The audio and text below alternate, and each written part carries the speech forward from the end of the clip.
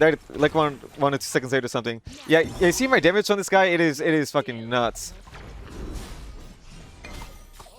If right here, as soon as this guy misses his scythe, I know it's a free 2v2. Yes, guys, Izanami jungle is overpowered. I've been playing her for like around the past year or so in jungle, and I did maintain like a 73% win rate on this character, which is actually very, very crazy. Now we see Izanami jungle. You probably don't think she can really do that much because, well, she's not a traditional jungler. But if you build her right in Smite 2, and if you play her right, she's actually like a pseudo assassin, sorta. So she has very fast clear. She has really good damage. She has a stealth to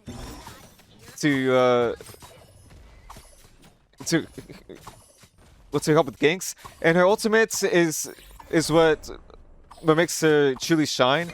Now, one thing that I do a lot with this Izanami jungle is that once I do have some items online, I can pretty much play like behind walls or like on corners and just wait for someone to step up that I can kill. Then just ult them for the silence and they're just dead. Okay, so right here, we know that our 2v2's way stronger than theirs, and since this Santos got his scythe Aegis by the Cuckoo, this guy's had nothing up. Yeah, this is a Cuckoo aspect in Izanami ADC jungle. We have a lot of damage and we're quite safe. Now, you may notice that I go Aegis here, and because this is a good Aegis game. I mean, one you see right here for the Thanatos, I just immune both his 3 and his 1. And since he's level 2, he has nothing up. So my Cuckoo and I both realized that he has nothing, and we just take the fight. Now, what's crazy? I don't think I killed this guy. I actually do kill him if I hold my 2, because I do have my speed buff and my Cal here. Now I noticed I hit level 5 and because I farmed it and I got 2 kills.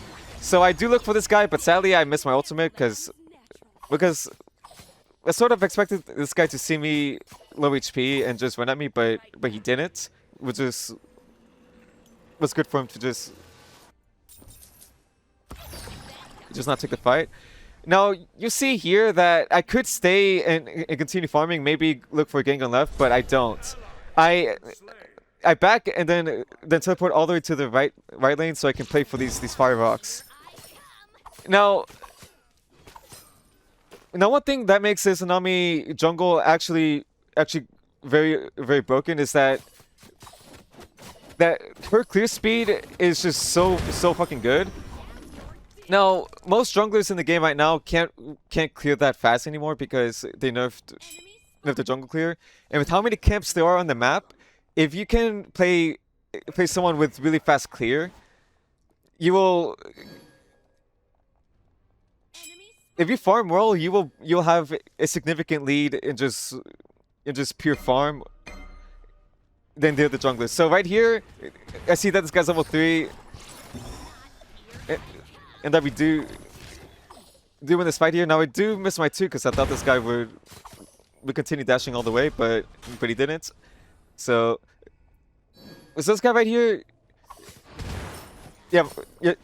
So we have infinite pressure. I'm also about to be up. This guy steps up here, so I just dash ult to silence him, and he can't do anything, and I just kill him. Yeah, these guys don't realize the huge level gap that we have. I have an almost 4 level lead over this guy because I not only killed him at the start of the game, but also have been taking. I've also been taking this guy's farm and basically not letting him play the game because he's level 3. I was level 6. Level leads matter so much in this game, and a 3 level lead, you should almost never ever be afraid of the person that's 3 levels below you, because they have way less points into their abilities. They have less health. They have less pots. So So the Cuckoo and we know our 2v2 stronger. We're not scared of this guys ever. Now you see right here, my clear speed is just so good. And this is the build that I go. Now you may be wondering why let the cow? Why not go into a Gilded Arrow? Well, both starters are really good, but for Izanami, there's another thing that makes Izanami very overpowered in jungle specifically, and that is it's just her really good damage per second on her autos. And with the build that I go, which is the Braggis Harp into Sunbeam Bow, Dagger Frenzy, Silver Branch, Whip Talon, I think here, and then the last item, I don't know whatever I need. If you just hit objectives, you can just win games by yourself. Now this is where we're going. Aegis kind of beat me a foot there. I didn't know my damage, and I know that if I hit my ult, then the Karin dies there. But the Thanatos sadly did ult me before I could really do anything. And if I had beats, I probably live there. Maybe not, but this is a much better Aegis game because they have Thanatos, they have Nethos, they have a Karin damage. Now, as for the CC, I don't really... as a jungler, you shouldn't really ever be in a position to get hit by the Cerberus ult or anything like that. Yeah, these guys are just so far behind. My Cuckoo and I both recognize this, and yeah, if you know your matchups like this, and you get an early lead, you can pretty much just hard shove it every single time. And both Port and I know that's yeah, this is basically a game on how to really shove a lead really hard. It's just matchups, level leads, and just knowing your damage. Yeah, so right there I played the Cerberus gank, and I held my 2 for after he would jump so I can slow him down. Because when you hit someone with your 2, they're slowed, and if they're slowed, that means you can close gap better and get more auto attacks. So right here, we know that these guys have their purple up, and yeah, on ultimates, it shows the beats backflip, and they're dead. So yeah, you have infinite pressure here, and you may not notice me not really farming my camps, because why farm my camps when I can just push a very huge lead. Now sadly this guy does steal the Gold Fury. Okay, so I think this Serp actually steals like another Gold Fury this game or something. Okay, there's a lot that I want to say. I will actually backtrack to what I said before about Izanami. Well, with the build that I go, with both Braggis and Sunbeam Bow, it is really good damage. It's actually very overpowered just how much damage you get from these 2 items. And with Sunbeam Bow specifically, it pretty much allows you to play sort of like a burst character. Even though Izanami is an ADC, she's meant to have good DPS. Sunbeam Bow and Braggis put together with Dagger Frenzy, you just get so much extra damage on your auto attacks. You basically burst people down, especially when you ult them. So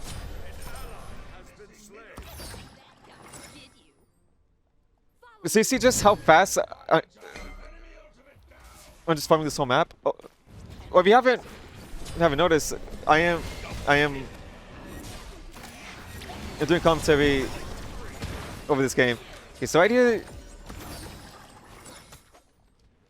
Okay, so with the way that the fight was going, I knew that the Thanatos was gonna land his ultimate on me, so I time my Aegis.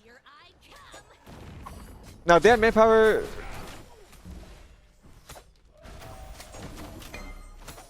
Advantage over us here, but I'm just playing this fight very carefully.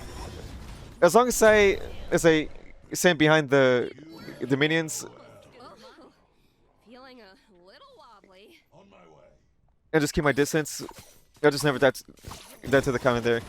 Okay, so right here, actually don't want to keep farming or anything. I want to back right now, not only because I have 3,000 gold in hand, but they also have a Thanatos who can see me on the map when I'm low HP because of his passive. So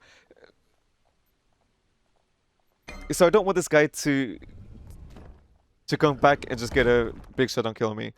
So I'll say this right now. Like when the Neith died over here, when I ulted her and she died, I only got 36 gold for the kill. And this is one big downside to being so fed and just having so many kills.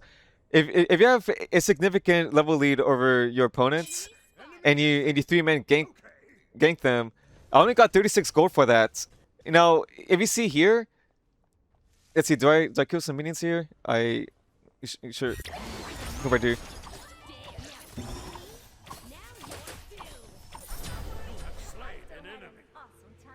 Okay, so right here, you probably didn't notice, but underneath actually used a backflip over the walls, so I knew that for like the next 12 seconds or so, she won't have a backflip, so that's why I'll just play the fight the way I did. Okay, so when you have a huge lead like this, going for more kills won't really give you that much more farm. Because like I said on the Neith kill earlier, 36 gold is like 2 minions. So when you have this much of a lead, you should not only look to continue pushing, but we shouldn't look for too many kills afterwards and too many fights. Because all it takes is for one fight to go bad. And if you die, you're worth like 1,000 gold, basically an entire gold fury. So when you have a big lead like this, you pretty much your only source of farm is just camps. So this is what I mean right here. Braggies and Sunbeam Bow gives you so much more damage versus towers and gold fairies, pyromancers. So we have like infinite map pressure. I know my two teammates here were fine without me, so I just went for the 2-1 tower. Then I went back for this play here. Yeah, these guys do steal the second gold fairies very sadly. Just a coin flip both times. Yeah, so in this fight, I'm not scared because I'm level 15. That guy's level 11. And I got Braggy Sunbeam Bow active, so I just hit my auto attacks, he does nothing, and yeah. It is not fair. So now I would say that this build's quite risky just because Sunbeam Bow, if you don't have enough practice with this item, it can really drain your mana. So if you do want to play this build and or just this item, you have to be very, very micro with your Sunbeam Bow, just like now. So she went on the wall. I just cancel my Sunbeam Bow so I don't lose my mana. Okay, so the way that I played that fight, I used my 2 to slow her down and to close gap and to force her backflip, because well, she knows that she got slowed, and if she doesn't backflip away, immediately then she'll take so much damage. So I slowed her down, followed her backflip with my 3, and then just pelted her without attacks. Because so they're fighting in the right side of the map. I have a lot of camps down here, so I could go to fight with my team, but we have a solid lead over them, and I'm just level 17 now. Killing anyone on the team would give me like 150 gold. It is not worth going for a kill and just is putting myself in danger, especially when I have no Aegis into a comp like this. Yeah, 2 minions just now got me more than 50 gold. So yeah, farming is very, very crucial to maintaining a massive lead like this. And this is why my camps, just being on time when it camps is just so OP. Yeah, you see just how much damage I'm doing with my baggies. I'm doing like 600 extra damage to the Queen Naga just from the baggies passive.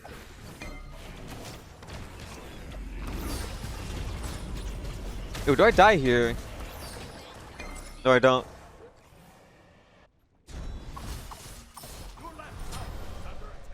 Yeah, so we saw how I micromanage my semi-proactive. That's how you want to play this character.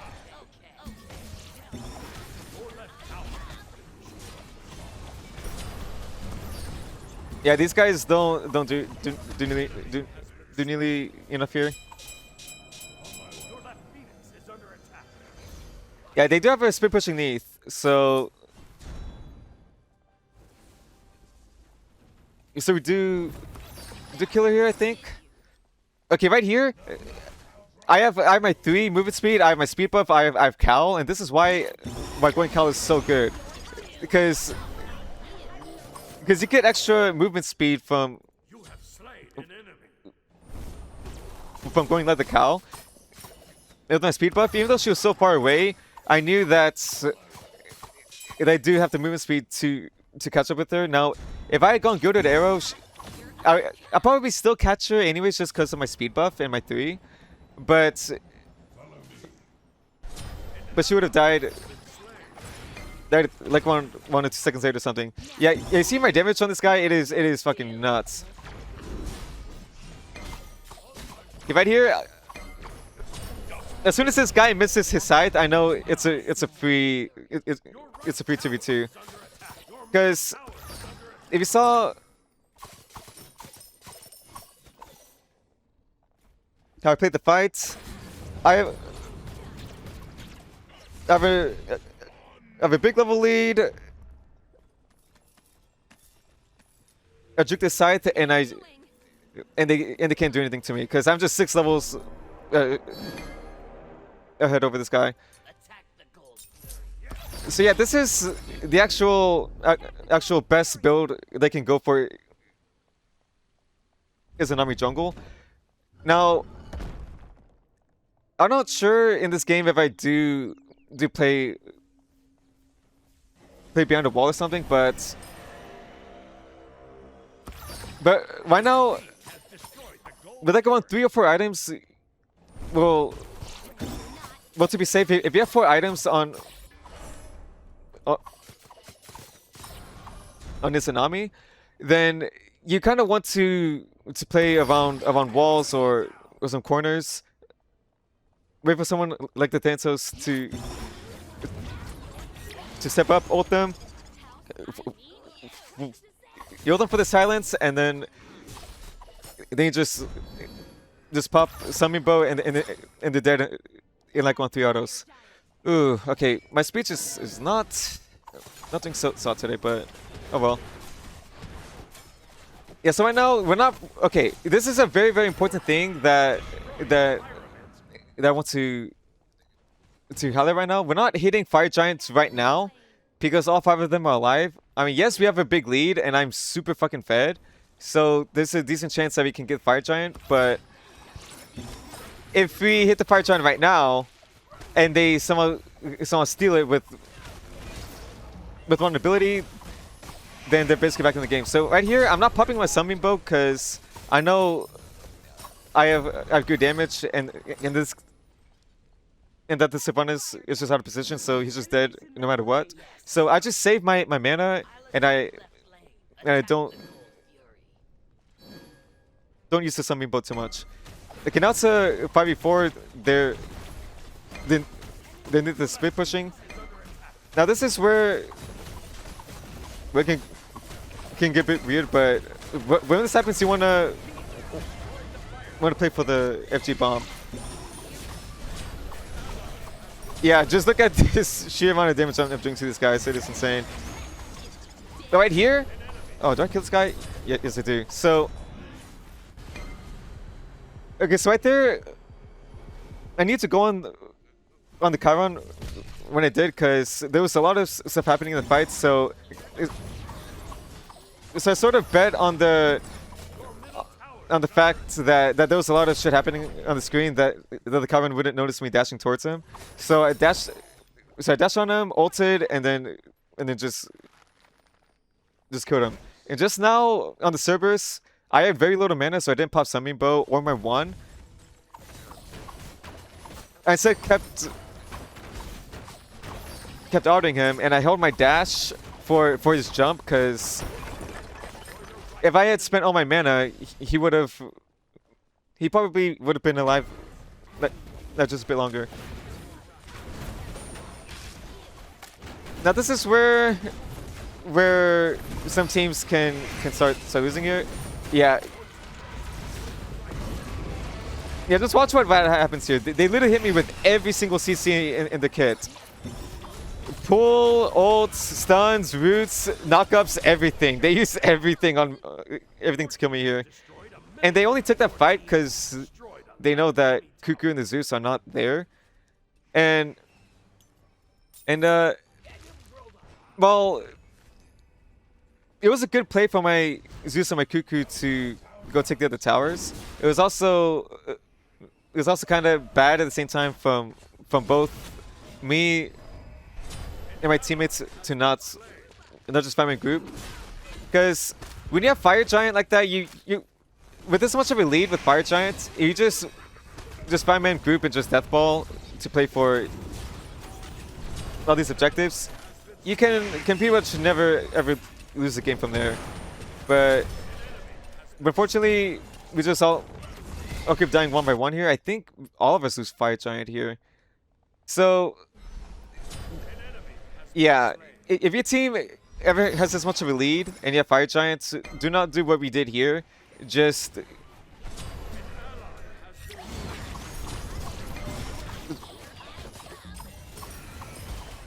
it's called to just group as 5, and yeah, this fight went very, very weird.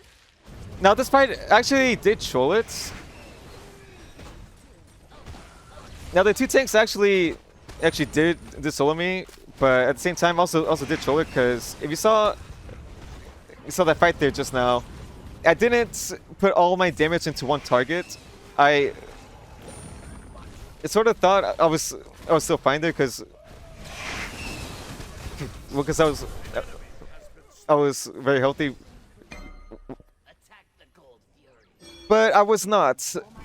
I was not as tanky as I thought it was, and these guys had a lot of damage. But actually, doing the fight there, if I just focus all my damage on just one target, which it should have been the Cerberus, I think.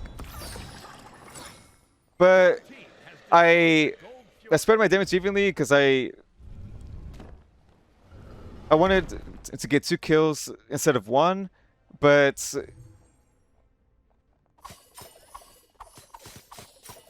one thing that I've learned a lot from Smites is that you pretty much only want to take so many small wins. So the small win in the fight,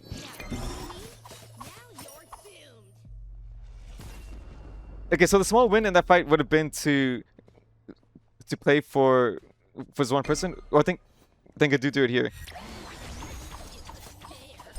Yeah, that's exactly what I mean. So I didn't even pop my one either, but I just ult him, pop Summoning Bow. If I have my one popped, he actually dies in 3 auto attacks. So that's sort of what I mean about Izanami being a pseudo jungler. Oh yeah. Yeah, these fights get so crazy here. So this is also what I mean about not being 5-man grouped when you have a lead, because Because to be fair, I did watch the fight, but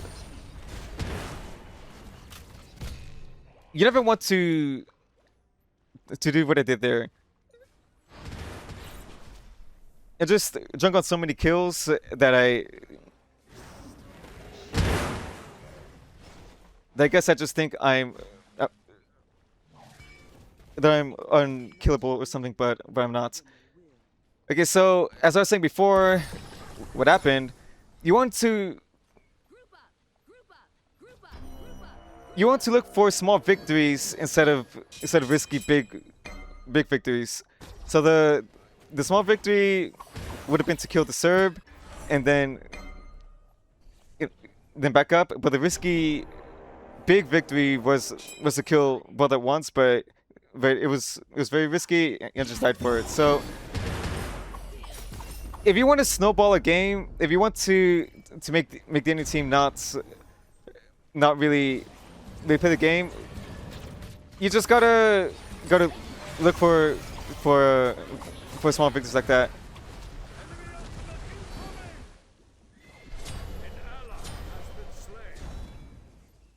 Yeah, so this fight just gets very chaotic here. Now we do trade 1-for-1 here somehow, even though we have like a 9k lead over them. Okay, so we see all these numbers right there. This is why Izanami is so fucking broken in jungle. This build just allows you to do so much damage to objectives. And one thing that is very overpowered in ranked is just having good damage to play for Fire Giants, Gold Furies, Pyromancers. Yeah.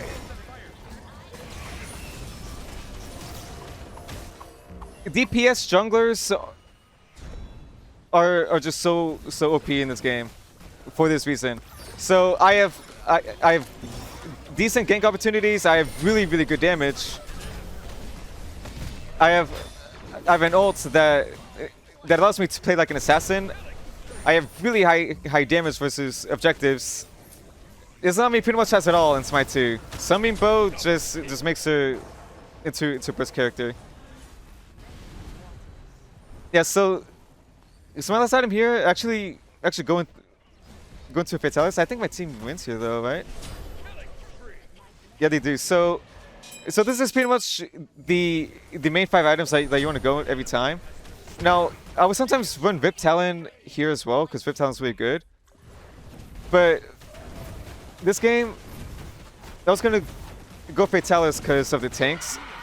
Because in the last few fights, the tanks are just doing some very crazy work.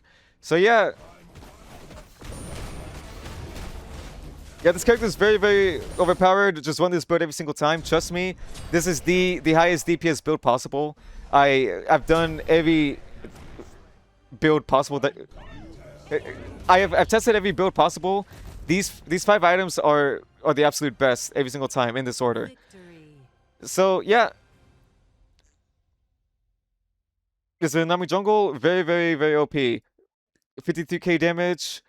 Now usually in many games I do have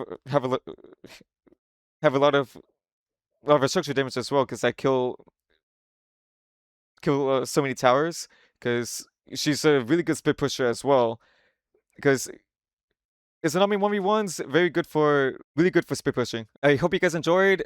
Do leave a like, and I'll see you all tomorrow.